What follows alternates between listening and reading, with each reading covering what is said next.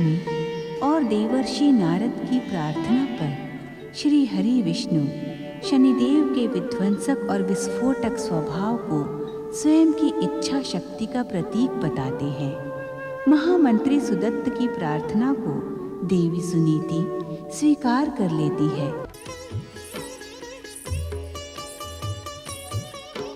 बिटिया रानी, यहाँ का वातावरण शांत और सुंदर है। हम दोनों मिलके पूर्ण समर्पण के साथ अपने आराध्य श्री हरि विष्णु का स्मरण करें। वे हम पर प्रसन्न होके तुम्हारे कष्टों का अंत करेंगे। ओम नमो भगवते नारायणाय। ओम नमो भगवते नारायणाय। ओम नमो भगवते नारायणाय। सुखिया माई, मेरा मन बहुत घबरा रहा है। मेरे पेट में कुछ हो रहा है।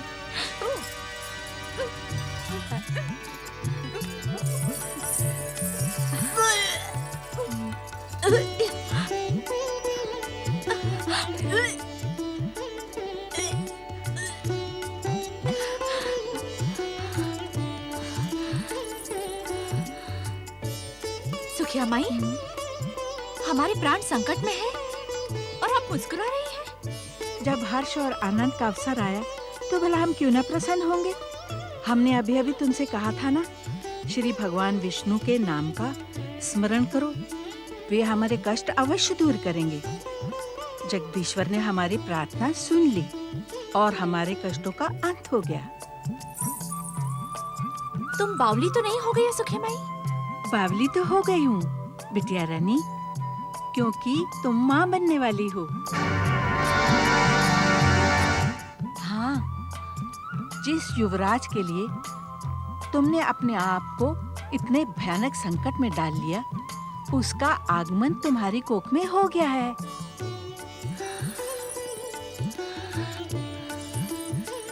फूल सा राजकुमार आएगा, मैं उसे झूले में झुलाऊंगी, उसे लेकर झूमूंगी।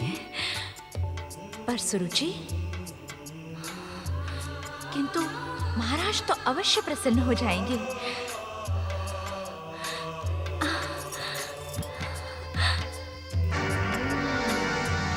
बात की सूचना पटरानी सुरुचि को देनी ही होगी। उत्तर दे महामंत्री सुदत्त, क्या सुनीति को रथ में बिठाकर वन भवन छोड़ने आप राजाज्ञा से गए थे? हम बार बार पूछने के आदी नहीं है सुदत्त, उत्तर दें। हाँ महारानी। तुम कंपिला देशवासियों की स्मरण शक्ति इतनी क्षीण क्यों है? कितनी बार तुमसे कहा गया है कि हम महारानी नहीं, कंपिला देश की पटरानी है, पटरानी। पटरानी कहकर पुकारा करो। क्या तुम्हें ज्ञात नहीं कि सुनीति से पटरानी पद छीन लिया गया है? सच सच बताओ महामंत्री सुदत्त, क्या राजाज्ञा तुम्हें स्वयं महाराज ने दी थी अथवा तुम अपनी इच्छा से सहायता करने गए थे? क्षमा करें पटरानी जी, आज्ञा स्वयं महाराज ने दी थी। महाराज, अब आप जा सकते हैं, किंतु ध्यान रहे कि सुनीति अब महाराज की धर्म पत्नी नहीं रही है। उसकी किसी प्रकार की सहायता कंपिला देश के विरोध समझा जाएगा।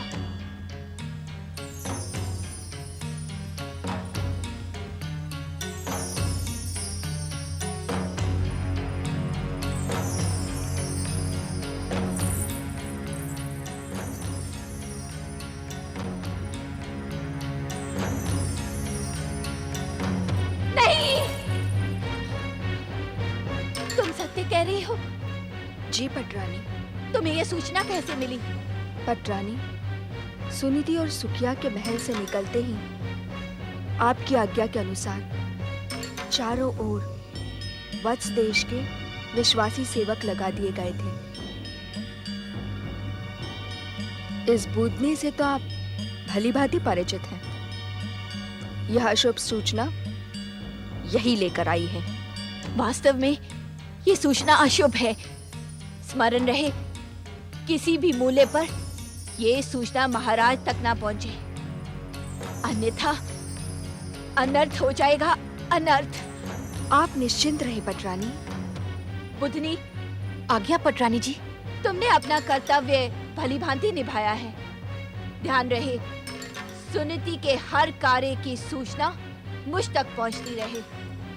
जो आज्ञा पटरानी जी। जाओ।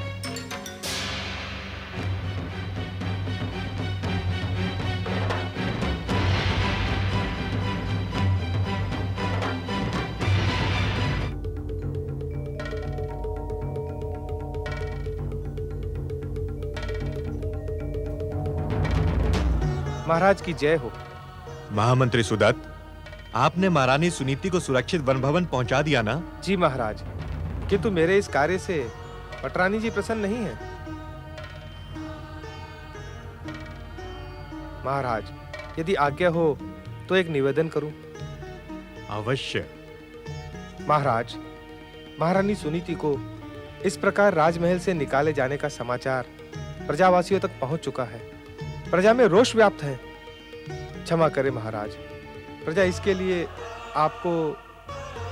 आप अपनी बात निसंकोच कहें। महाराज, प्रजा आपको दोषी मान रही है। स्थान स्थान पर इसी बात को लेकर राज कर्मचारियों को प्रताड़ित और अपमानित किया जा रहा है। महाराज, अब आपको प्रजा के इस रोष को शांत करने के लिए कोई उपाय करना होगा। प्रजा का रोष अनुचित नहीं है। महारानी सुनीति से हमारी प्रजा मां के समान प्रेम करती थी, किंतु परिस्थितियों के सन्मुख विवश होकर हमें ऐसा कठोर निर्णय करना पड़ा। अब हम इच्छुक होने पर भी महारानी सुनीति को यहां लौटा लाने में असमर्थ हैं। सत्य तो ये है कि महारानी सुनीति ने हमारा दूसरा विवाह करवा के हमें धर्म संकट में डाल दिया। न तो हम महारानी सुनीति को प्रसन्न कर पाए और न ही पटरानी सुरुचि हमसे प्रसन्न है। अब आप ही बताएं, प्रजा के रोष को शांत करने का हम क्या उपाय कर सकते हैं?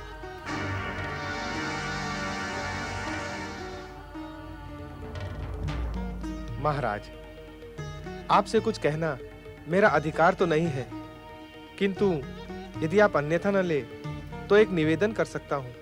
महामंत्री सुदत्त, आज आप कैसी औपचारिक भाषा का प्रयोग कर रहे हैं? कंपिला के राज परिवार में तो ऐसी भाषा का प्रयोग नहीं होता। क्षमा महाराज, कंपिला की परंपराओं से अधिक समस्त राज कर्मचारियों को वत्स देश की परंपराएं स्वीकार करनी पड़ रही हैं। आप कुछ निवेदन करने वाले थे? जी महाराज, आपको महारानी सुनीति की सुख सुविधा का ध्यान रखना आवश्यक है। स्वयं उनके समीप जाकर उन्हें सांत्वना देना उचित है। हम आपके विचार से सहमत हैं महामंत्री जी। हम शीघ्र ही वन भवन जाकर महारानी सुनीति से भेंट करेंगे। ऐसा करने से प्रजा का रोष भी शांत हो जाएगा। महामंत्री जी, आप हमारे वन भवन जाने का प्रबंध करें, किंतु स्मरण रहे हमारी यह यात्रा गुप्त रहेगी। महाराज, महाराज, महाराज की जय हो। महाराज शीघ्र चलें, पटरानी जी का स्वास्थ्य बिगड़ रहा है। वे बेसुध और अचेत हो रही हैं। चेतना आने पर आपका ही नाम स्मरण कर रही हैं। शीघ्र चलें महाराज।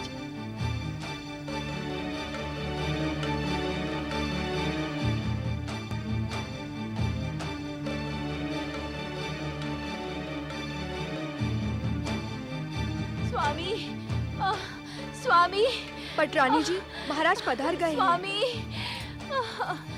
क्या हुआ महारानी स्वामी, सुरुचि? मेरे प्राणों पर आ गई है महाराज। ऐसा प्रतीत होता है मेरे प्राण निकले जा रहे हैं। महामंत्री जी। जी महाराज। शीघ्र राजवैद्य को बुलाएं। यकायक महारानी को क्या हो गया? मुखरी, चंदा, मुझे कुछ देर के लिए महाराज के साथ अकेला छोड़ दो। मुझे महाराज से कुछ निवेदन करना है। जाओ। जो आज्ञा।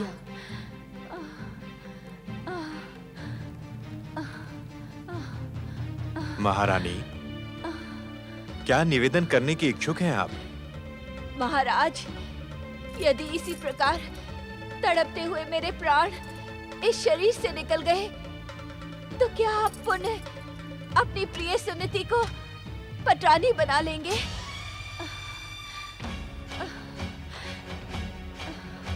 ऐसे अशुभ वचन न बोले महारानी। आपका मन अभी भी मुझे पटरानी के रूप में स्वीकार नहीं कर रहा महाराज। आप सुनिधि को ही पटरानी मानते हैं, इसी कारण आप मुझे महारानी कहकर बुला रहे हैं। आप अस्वस्थ हैं। अधिक बोलना आपके स्वास्थ्य के लिए उचित नहीं है। मैं अब ये दुविधापूर्ण जीवन व्यतीत करने की इच्छुक नहीं हूँ। मेरे प्राण निकल जाए तो उचित होगा। पटरानी सुरुचि, आप भगवान विष्णु की कृपा पर विश्वास रखें। वे जो कुछ भी करेंगे उसी में हम सब का हित छुपा है।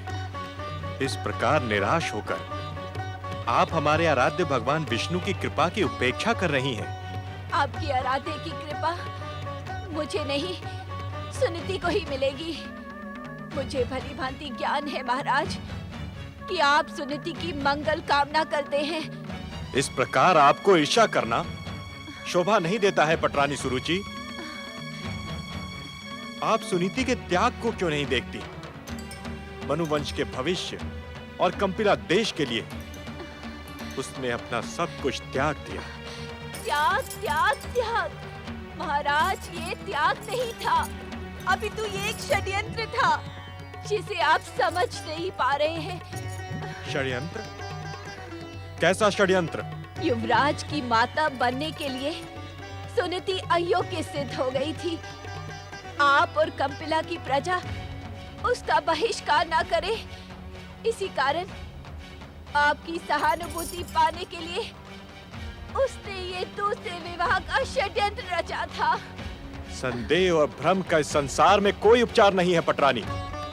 ईर्ष्या की जो भयानक अग्नि तुमने स्वयं जलाई है वो किसी और पर नहीं, तुम्हारे स्वास्थ्य पर विपरीत प्रभाव डालेगी। यदि मेरे स्वभाव पर विपरीत प्रभाव पड़ेगा तो आपकी कामना सफल होगी ना। यदि मेरे प्राण निकल जाए तो आपका मनोरथ सफल हो जाएगा। पटरानी, कैसा स्वभाव है तुम्हारा, कैसी कठोर भाषा और कितने निम्न विचार हैं तुम्हारे। अब तो मुझे तुमसे बात करते हुए भी भय सा लगता है। तो मुझे भी त्याग दीजिए और ले आए उस सुनीति को पुनः पटरानी बनाकर, जिसके स्वास्थ्य ने आपकी आंखों पर त्याग का आवरण ओढ़ दिया है। आप समझती क्यों नहीं पटरानी? सुनीति अब यहाँ नहीं है। वो कहाँ है ये जगदीश्वर के अतिरिक्त और किसी को ज्ञात नहीं।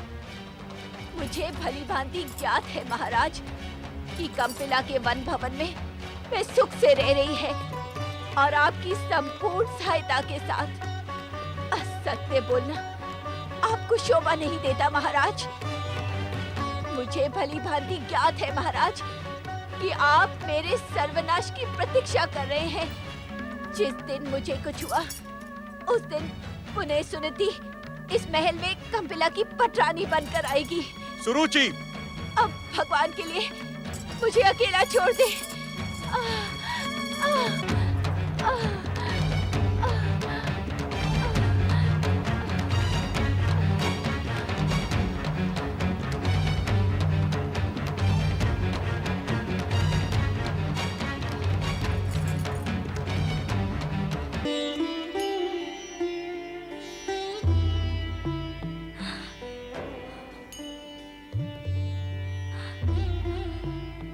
ऐसी दशा में रोना अनुचित है बिटिया रानी।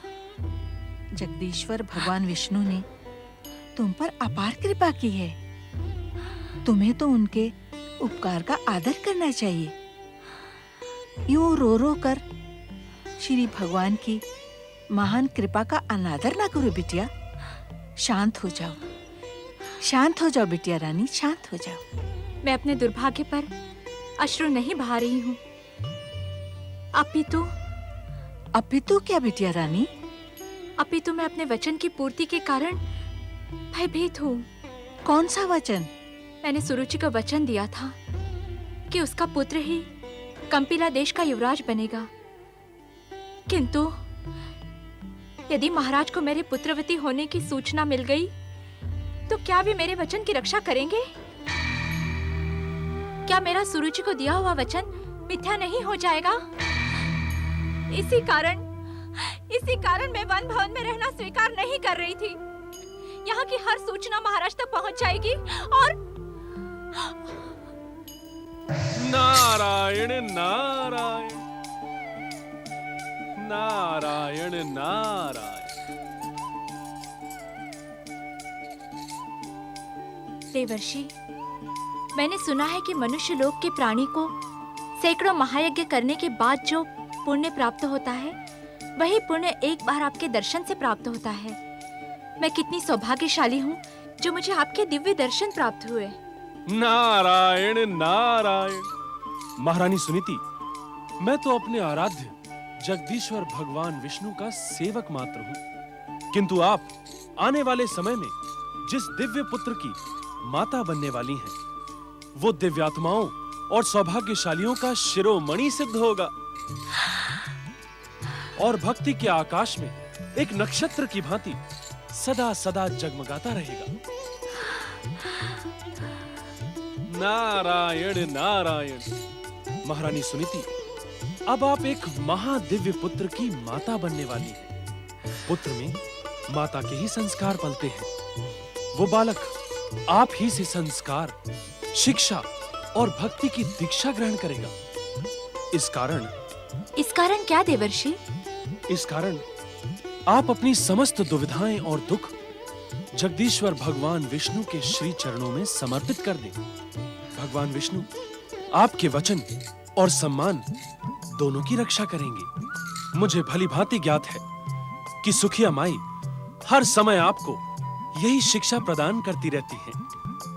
नारद मुनि, मैं तो बचपन से ही आपका नाम सुनती आई हूँ। आज बिटिया रानी के कारण आपके परम पावन दर्शन मिल गए। मैं तो धन्य हो गई। नारायण नारायण। सुसंगति का सुपरिणाम ऐसा ही होता है सुखिया माई। एक बात पूछूं नारद मुनि? अवश्य पूछें। नारायण नारायण। आपको कैसे ज्ञात हुआ कि हमारी बिटिया सुनीति? भगवान विष्णु तो जगत पालक है सुखिया माई। उनसे भला संसार की कौन सी घटना छुपी रह सकती है। मैं तो उनका सेवक हूँ, उनसे ही हर घटना का ज्ञान प्राप्त करता हूँ। नारायण नारायण। इस समय भी मैं वैकुंठ से सीधा यहाँ चला आ रहा हूँ महारानी सुनीति को बधाई देने। नारायण नारायण।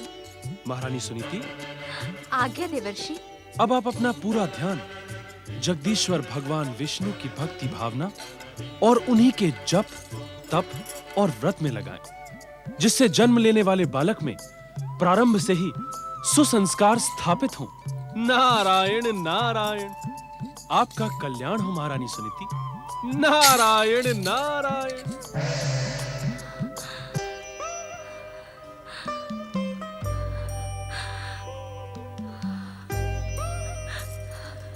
इन अश्रुओं को ना बहाओ बिटिया रानी। सुना नहीं नारद मुनि ने क्या कहा? अश्रु कहाँ बहा रही हूँ सुखिया माई। ये क्या है? ये तो सुख और आनंद के अश्रु हैं। भगवान विष्णु की कृपा और देवर्षि नारद के दर्शन पाकर मैं इन पर संयम नहीं रख पा रही हूँ। ये अश्रु भी कितने विचित्र होते हैं ना सुखिया माई। दुख और सुख में समान भाव से बाहर निकलते हैं। इन्हीं अश्रुओं से प्रेरणा लो बिटिया रानी।